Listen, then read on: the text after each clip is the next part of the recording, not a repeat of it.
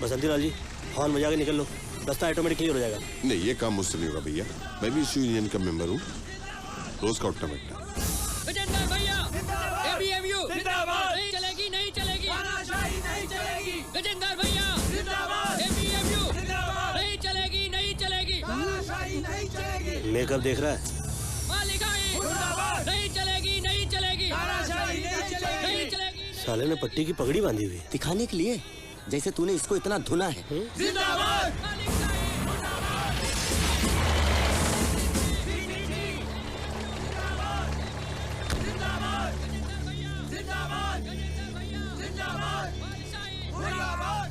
क्या बात है सिंह, बिना इतला किए मोर्चा लेकर आ गए? क्या है निर्मल कुमार साहब, मालिकों की तानाशाही का जवाब हम मजदूरों को देना ही पड़ता है।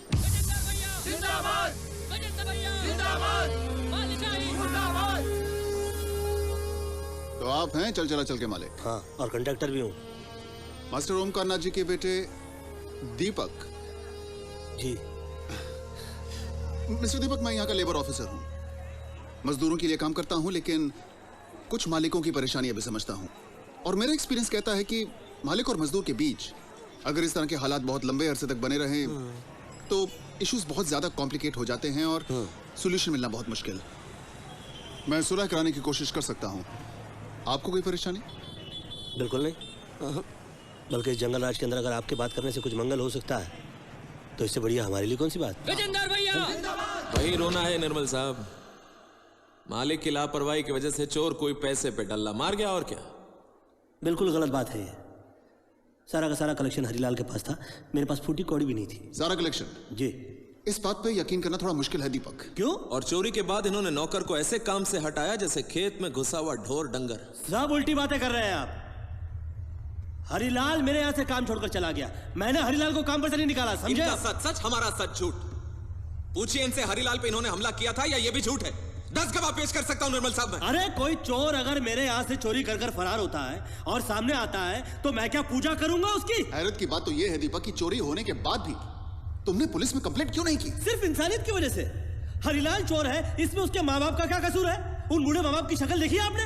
बहुत बार सुन चुके हैं ये राम कहानी, कोई गधा भी इस पे यकीन नहीं करेगा निर्मल साहब। बिल्कुल सच बोल रहे हैं आप। इंसानियत और शराफत की राम कहानी के ऊपर कभी कोई गधा यकीन कर ही नहीं सकता। जबान संभाल के। 4 पैसे जेब में आ जाने से कोई बिजनेसमैन नहीं बन जाता, बिजनेस का सेंस होना चाहिए। अबे तू कदर कर अपने इस रंग की। किसी भी रंग का गमछा अपने कंधे के ऊपर डाल लेने से कोई भी निठल्ला आदमी नेता नहीं बनता, समझे तू? उसके लिए कोई सोच के अंदर गहराई होनी चाहिए, कोई नीति, कुछ उसूल के अंदर विश्वास होना चाहिए। दीपक बात करता है थोड़ा आराम से।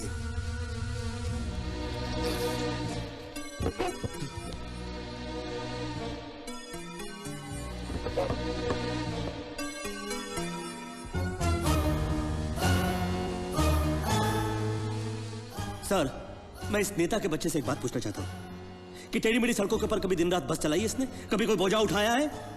कभी जनता से ठसाठस भरी हुई बस के अंदर कोई टिकट काटी है? कभी मजदूरी की नहीं है, मजदूरों का नेता बन गया है? ये कोई नेता वाला नेता नहीं है, ये लेता देता वाला नेता है। आपने हमें यहां बुलाया किस लिए? जूते मारने के लिए? अच्छा तुम बताओ तुम्हें क्या चाहिए? इसे मजदूर का सम्मान करना ही होगा। हरीलाल से माफी मांगनी होगी, उसे दोबारा नौकरी पर रखना होगा, तब तक ये मोर्चा हटेगा नहीं। तो आप एक काम कीजिए, आप अपना बोरिया बिस्तरा लीजिए और सड़क पर रहना शुरू कर दीजिए, क्योंकि मुझे आपकी शर्तें मंजूर नहीं है। बात बात पे सड़क पे उतर जाना, नारेबाजी करना, काम बंद कर देना, यह बात ठीक नहीं है सिंह। इन्हीं कंपनी ने 2-4 चूल्हे जलाने की जिम्मेदारी उठाई है और तुम लोग आग भड़काने में लगे हो। आप ये बताइए, आप हमारी तरफ हैं या इनकी? आप लेबर ऑफिसर हैं या मालिकों के ऑफिसर? हाँ? सिंह, हर आदमी हर वक्त या तो यहां या तो वहां, ब्लैक या व्हाइट, राइट या लेफ्ट, ऐसे किनारा नहीं कर सकता। हर चांद का काला पहलू होता है और ये बात थोड़ी ईमानदारी के साथ हम सभी को मान लेनी चाहिए। ये बात सच है कि हरीलाल पैसा लेकर भाग गया, लेकिन कहा इसने? एक गरीब मजदूर पर बिना सबूत का इल्जाम लगा रहे हैं आप। पहले मुझे शक था लेकिन अब यकीन हो गया है। कितने पैसे देकर खरीदा इसको? Singh, mind your tongue, alright? Parking, canteen, licence, permit, हर मुकाम पे तुम्हारे कट्स होते हैं। साले सरकारी कीड़े! छोड़ उसको! छोड़! देखिए, इनका झगड़ा मेरे साथ है।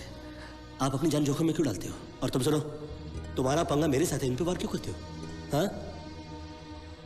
मैं यहां पर खुले दिमाग से आया था, लेकिन मैंने ये देख लिया कि सुलह का संगीत जो है बहरों के कानों में बजना नामुमकिन है। इसलिए आज से इस विषय के ऊपर मेरे भी दरवाजे हाँ बंद है। दीपक तुम आप कुछ नहीं कर सकते, आप बैठिए। आपकी नियत में खोट नहीं है, खोट इस कुर्सी के अंदर है, बल्कि इस कुर्सी में भी खोट नहीं है। एक शरीफ आदमी इस कुर्सी में बैठा नहीं कि बेचारे का काम ही बैठ जाता है। इस देश का सिस्टम ऐसा हो गया है। इसलिए आप बैठिए, मैं इस किस्से को अपनी तरह से निपटाऊंगा, कुछ भलाई भी करूंगा और जरूरत पड़ी तो धुलाई भी करूंगा।